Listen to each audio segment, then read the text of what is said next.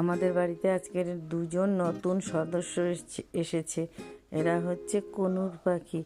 এরা খুব আদরের হয়। এদের নাম রেখেছি ধনু মনু। কি সুন্দর করে ঘুমাচ্ছে দেখো।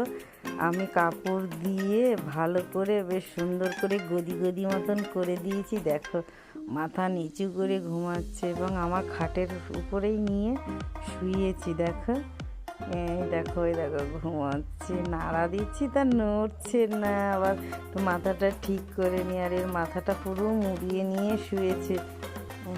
এরা এখন ছোট, এদের খাবার খাইয়ে দিতে হয়। এ হচ্ছে কুনুর পাখি।